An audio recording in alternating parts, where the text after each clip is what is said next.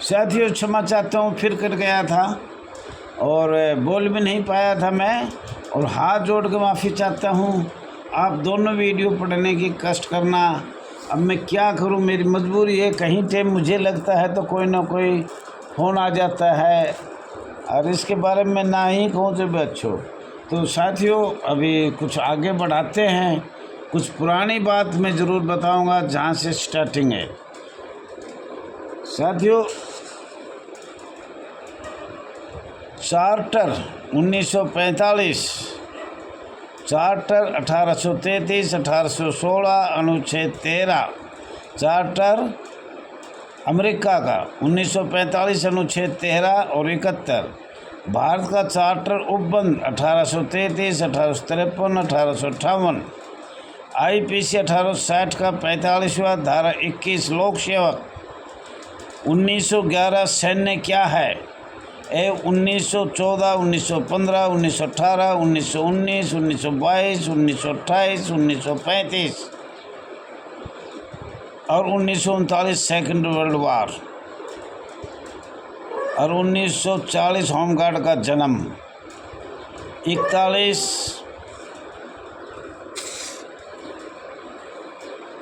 Manual home guard 1941, 1942, 1944 में युद्ध बंद।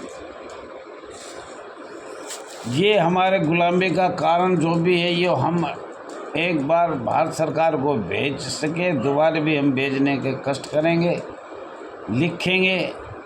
और कोई नई हमारे पास साथियों कानून और नियम हमारे पास पहले नहीं थे। अब जो हमारे पास है ये हमारे पास थे ही नहीं, तो इसलिए हम क्षमा भी चाहते हैं कि हम आपकी पूरी सेवा नहीं कर सके। आज ऑल इंडिया होमगार्ड वेलफेयर के पास, all India home guard welfare association के पास रजिस्टर नंबर 34,987, शायद 90% दस्तावेज हाजिर है। वैसे लोग ज़्यादा बता रहे हैं, पर कुछ नहीं भी होंगे जो सरकार द्वारा अटेस्टेड नहीं है, कुछ वैसे भी है। तो इनका एक मांग पत्र पूरा बनेगा जो हम भारत सरकार को भेजना चाहते हैं, और कोशिश कर रहे हैं। लेकिन पाकिस्तान भारत का कुछ चल रहा है, इसलिए गर्मी भी तेज़ पड़ रही है। राष्ट्रीय कार्यकारिणी के वार्षिक नवीनीकरण भी करना है, और साथियों ज़्यादा से ज़्यादा जुड़ने की कोशिश करो। आपका अब बहुत ही शीघ्र ही मुझे लग रहा है सभी भारत सरकार के पास जा रहा है, माननीय न्यायालय के पास जा रहा है। हर तरह से जागरूकता पूरे हिंदुस्तान में हो रहा है। आप भी अब थोड़ी सी मेहनत करो। हमारे साथी जवान, हमारे साथी महिला जवान, अन्य कोई भी सेवा करना चाहता है, उसका हाथ जोड़ के बार बार आभार व्यक्त करते हैं। कोई भी सेवा करने में सामर्थ है तो वो कर सकता है। तो साथियों आज हम बताना चाह रहे हैं संवैधानिक निकाय क्या होती है, संवैधानिक निकाय क्या होती है, और गैर संवैधानिक निकाय क्या होती है। इसी में शुरू में मैं बोला था कि भाई हमारी नींव पक्की होगी, अच्छी मजबूत होगी, चौड़ाई लंबाई मसालेदार होगी, तो मकान गिरेगा नहीं, चाहिए 10 मंजिल चला जाएगा। अगर हमारी नींव कमज़ोर है तो मकान गिरेगा। साथियों आपकी नींव मजबूत थी, और इतनी मजबूत थी, गिराते सरकार ने, अंग्रेज़ों ने गिराया, अखिल भारतीय कांग्रेस ने गिराया, अस्थायी सरकार ने गिराया, भारत के संविधान में गिराया, भारत का प्रथम संविधान संशोधन में गिराया, जो कि चुनाव होने से पहले संशोधन कर दिया। किसको? संविधान सभा कमेटी ने कर दिया, चुनाव नहीं हुए थे। तो ये सब बात आपको धीमे धीमे करके बताया जाएगा। संवैधानिक निकाय संविधान से जुड़ी हुई होती है, थोड़ा ध्यान से भी सुनना। संवैधानिक निकाय संविधान से जुड़ी हुई होती है और गैर संवैधानिक निकाय जो संविधान से वंचित रखी जाए, तो हमारी संस्था को संविधान से वंचित रखा गया। तो हमारी नींव तो इतनी पक्की थी जो 1945-46 में विदेशी कानून अधिनियम 1940 लागू करके किसको, ब्रिटिश सरकार को, अखिल भारतीय कांग्रेस ने, अंग्रेज का माउंटबेटन ने, इन्होंने इतनी नींव कमज़ोर करते अंग्रेज़ों ने नींव कमज़ोर करने की कोई कसर नहीं छोड़ी। फिर आज़ाद भारत में आकर विदेशी कानून जितने भी थे, अमेरिका हो या अफ्रीका हो, कोई भी कानून लाकर इन्होंने इस संस्था को कमज़ोर से कमज़ोर बनाने की कोशिश की 1940 से। और भारत के संविधान में भी इन्होंने पूरी कोशिश की, लेकिन ईश्वर जो करता है, भगवान करता है, वैसे होता है। आखिरी बेईमानी बुराई का तो पता लगता है कि किसने किया और लंबे समय तक किया। तो साथियों, आज का तो यही है 1940 विदेशी नियम से, और 1965 का तो अभी बताया जाएगा आपको, इसमें क्लियर साफ हो चुका। कितने वर्ष लगे, क्या क्या नियम बदले, एक दिन वो भी हम लिख के पोस्टर पर कोशिश करेंगे, भारत सरकार को देंगे 1940 से 1965 तक। क्यों 65 का लेटर हमारे पास है, इसके बीच का हमें कोई ऐसा प्राप्त नहीं हुआ। तो साथियों, GSR 1962, GSR 1962 क्या है और 1962 का 49 क्या है? GSR 1965 क्या है? GSR 1968 क्या है? आयकर विभाग 1961 क्या है? 1 अप्रैल 1962 क्या है? भारत का संविधान से वंचित इस संस्था को किस कारण रखा गया? क्या गैर सरकारी संगठन को अनुच्छेद 19(1) में संगठन बनाने का अधिकार है या नहीं है? भारतीय संविधान अनुच्छेद के तहत संगठन बनाने का अधिकार है, और हमारे जिला कमांडेंट, मंडलीय कमांडेंट, SSO और माननीय पुलिस वाले जो राज्य के मुख्यालय में बैठा रखे हैं, जैसे महाराष्ट्र में भाई DGP को या बड़े अफसरों को सज़ा देते थे, तो उसकी ये सज़ा थी कि इसने होमगार्ड पे लगा दो, होमगार्ड के स्थान पर भेज दो।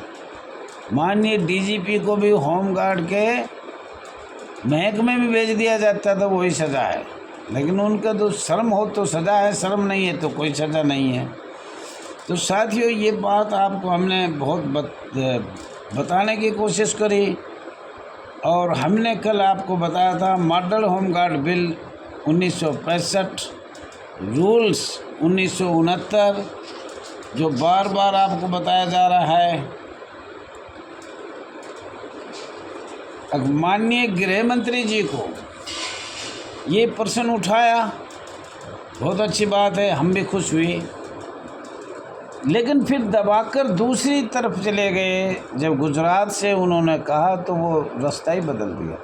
हरियाणा में सूरजकुंड, फरीदाबाद में मीटिंग हुई, सभी माननीय गृह मंत्री आए, सभी और अधिकारी बड़े बड़े आए, और संसद द्वारा अगस्त 2022 में ये कहा गया था अंग्रेजों का कोई कानून नहीं रहेगा। हम तीनों पे बात कभी न कभी खुल के करेंगे, समय होता जा रहा है। लेकिन एक बात तो साथियों ज़रूर है, अब भारतीय जनता पार्टी को देखो, हार्दिक बधाई का तो है। क्यों है? साथियों, साफ साफ लिखा गया है, माननीय गृह मंत्रालय द्वारा बनाए गए मॉडल होमगार्ड विधेयक 1965 के अनुसार होमगार्ड की कल्पना एक स्वयंसेवक आधारित संगठन के रूप में की गई।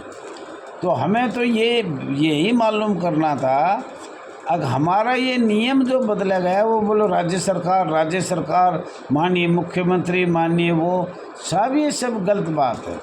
ये माननीय गृह मंत्रालय का रूल, हाँ ये हो सकता है राज्य का रूल, जैसे राजपत्र मध्य प्रांत एवं बरार का बदल दिया केंद्र सरकार, अस्थायी केंद्र सरकार ने, उसके पास पावर नहीं थी फिर भी बदला गया। बार बार आपको बताया गया है कि राजपत्र बदलने में राज्य का राजपत्र एक मुख्यमंत्री का है तो केंद्र बदल सकती है, और केंद्र का जो विधेयक लाया गया है उसको राज्य की सरकार कैसे बदलेगी, बदल ही नहीं सकती। तो साथियों, ये बहुत एक अहम बात है, ये पर्सन मिल गया तो इसी पर्सन पर हम बात करना चाहते हैं।